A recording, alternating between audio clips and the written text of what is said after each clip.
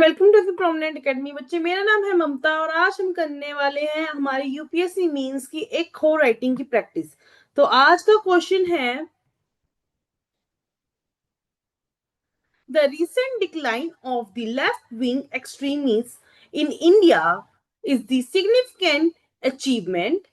However, it is argued that security measures alone are not sufficient to ensure lasting peace. Discuss the reason for the decline of LWE and examine the need for inclusive development in this contest.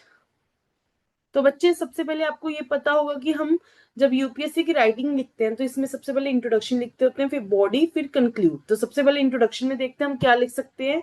हमें पहले तो ये लिखना कि जो decline हुआ है ये लेफ्ट विंग एक्सट्रीमिज्म में, इसका क्या रिफ्लेक्ट है। ठीक है, तो अगर मैं देखूं यहाँ पे क्या लिखा हुआ है, the decline of left wing extremism reflects a major internal security achievement with LWE effective district reducing from 90 plus to around 45.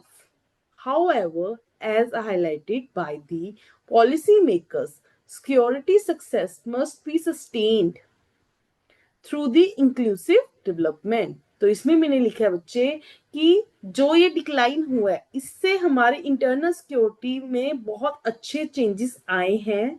हमारी जो डिस्ट्रिक्ट का इफेक्ट पड़ रहा था वो रिड्यूस हो चुका है, अबाउट आप कह सकते हो हाफ हो चुका है वो। और उसके अलावा इन्होंने बट बच्चे इसमें लिखा हुआ है कि बट जो हमारे पॉलिसी मेकर्स है उन्होंने हाईलाइट किया कि जो सिक्योरिटी है वो तभी सस्टेन हो सकती है अगर हमारी इंडिया में इंक्लूसिव डेवलपमेंट्स होंगी बच्चे। अब बॉडी में सबसे पहले डिक्लाइन का रीजन क्या है उसको लिखते हैं।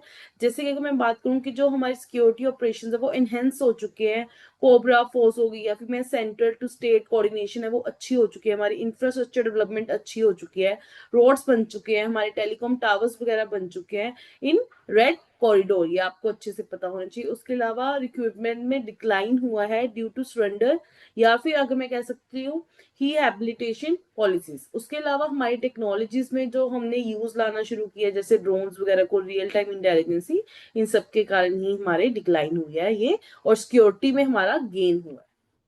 अब डेवलपमेंट नेसेसरी क्यों है, नेसेसरी क्यों है? पॉवर्टी हो गया, अनएम्प्लॉयमेंट हो गया या फिर ट्राइबल जो हमारी एलिनेशन है उनको अवॉइड करने के लिए। इसके अलावा जो वीक इम्प्लीमेंटेशंस थी उनको प्रसिस्ट करने के लिए, जैसे फॉरेस्ट राइट एक्ट हो गया या फिर पीस एक्ट हो गया इनको। उसके अलावा रिसोर्स के जो कॉन्फ्लिक्ट हो रहे थे उसके कारण डेवलपमेंट नेसेसरी है, जैसे माइनिंग हो गई या फिर ट्राइबल के राइट्स के बीच में जो कॉन्फ्लिक्ट होते थे। इनके अलावा इसके डिफेक्ट आता था, बेसिकली जो हमारा ट्रस्ट है वो गवर्नमेंट पे, उनके एडमिनिस्ट्रेशन पे नहीं बनता, तो इसके लिए डेवलपमेंट जरूरी है। अब मेन प्रॉब्लम जो है वो दो है, एक सिक्योरिटी अप्रोच के बेसिस और दूसरी डेवलपमेंट के। अगर मैं सिक्योरिटी पर्पस पे देखूं तो ऑपरेशंस हो गए, जो फोर्सेस है या फिर टेक का यूज है, इसके रिलेटेड ही मेन हमारी प्रॉब्लम्स आ रही है। वही डेवलपमेंट के बेसिस पे कहूँ तो एजुकेशन हो गया, हेल्थ केयर हो गया, लाइवलीहुड हो गया, इस बेसिस पे हमें प्रॉब्लम आ रही है। बेसिकली हमारी ये प्रॉब्लम हम क्यों फेस कर रहे हैं और उसको हम क्यों सॉल्व कर रहे हैं, क्योंकि हम आगे चाहते हैं एक सस्टेनेबल पीस बच्चे।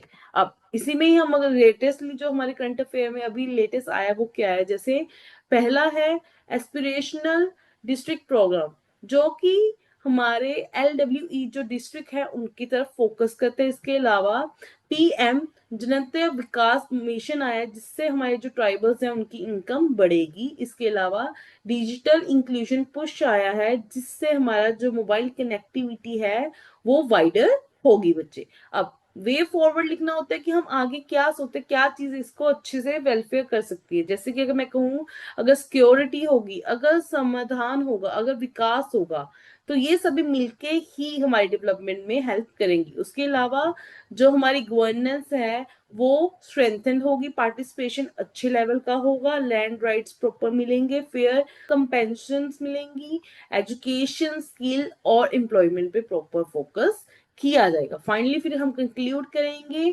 कि LWE जो है उसका डिक्लाइन होना एक सिग्निफिकेंट है, but last peace requires justice driven development, ensuring that growth is inclusive, participatory and sustainable. Basically मैं कह रही हूँ कि जो डिक्लाइन होना है वो सफिशिएंट है, बट ये उस पेस पे होगा जब हम ये इंश्योर करेंगे कि जो हमारी ग्रोथ है वो इंक्लूसिव है, इसमें सभी पार्टिसिपेट कर पा रहे हैं और ये सस्टेनेबल है, मतलब ये अभी के लिए भी है और फ्यूचर के लिए भी हमारे पास अवेलेबल है। तो यहाँ तक था हमारा आज का राइटिंग। आई होप सो आपको अच्छा लगा होगा, समझ आया होगा। इस कमेंट सेक्शन में आप भी अपने खुद की राइटिंग लिखिए, कुछ सजेशन दिए बीच में हम क्या ऐड कर सकते हैं कि आपकी और मेरी सभी की, हम सभी की राइटिंग इंप्रूव हो पाए, अच्छी हो पाए और फर्दर हम साथ में करके आगे फॉरवर्ड चले।